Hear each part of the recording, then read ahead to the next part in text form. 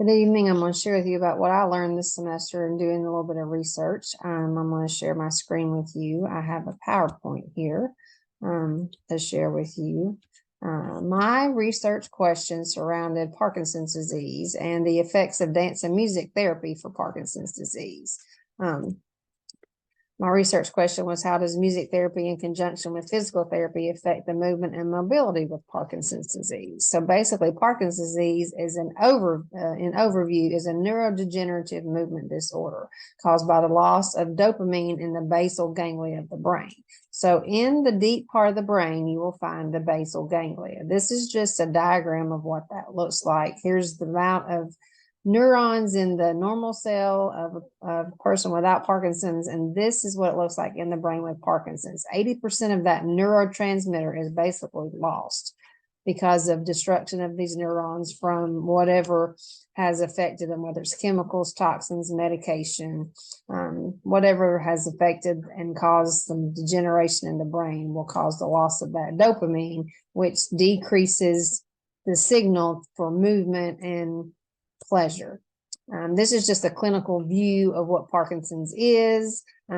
Classic symptoms are tremors, rigidity, akinesia, which is the loss of movement, and then postural difficulties where they're having lack of posture. Motor symptoms cause impairment of voluntary movement. The non-motor symptoms affect your cognition, your pleasure, your interest in things, autonomic function like digestion, swallowing, those things that are the nervous system helps to happen automatically. When Parkinson's and the lack of dopamine is involved, those things that we don't think about make it more difficult to happen. And then eventually it's going to affect your heart and lungs, causing different issues with circulation, heartbeat, and breathing issues. So you have your traditional treatments, which are the drug therapies, and then you have the complementary therapies that will help to treat Parkinson's disease. So a lot of research studies have been done worldwide comparing the traditional management to complementary management with the physical therapy, and then adding in music and see how the music enhances the movement and mobility. And then they just use a little battery of tests to evaluate movement, disease progression, mental health, risk for disease, risk for depression, which is one of the things that happens with Parkinson's disease.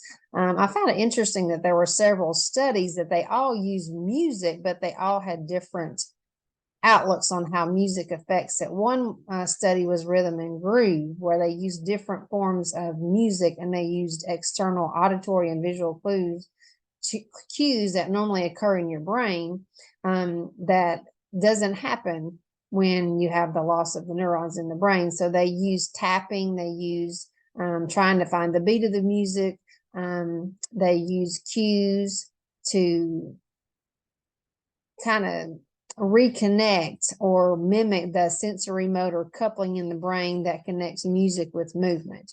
And then in another study, they had a Baylor-Parkinson method where they used combination of different types of dance styles and genres to coordinate movement.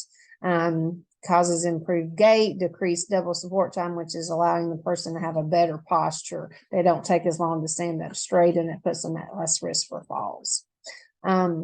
So the traditional therapies will just treat and manage symptoms.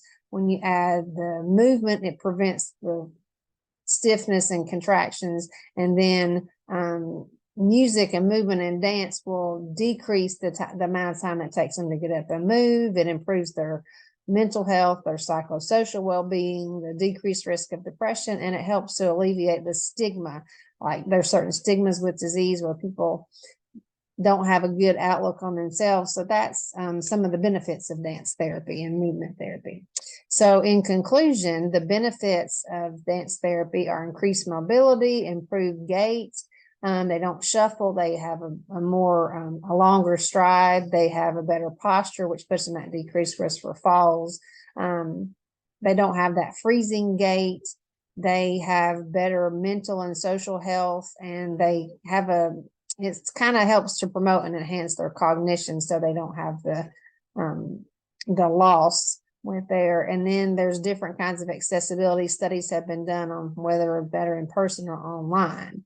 And then these are just the references. If you need more information on that, I'd be happy to talk to you about it. Thanks for listening and have a great night.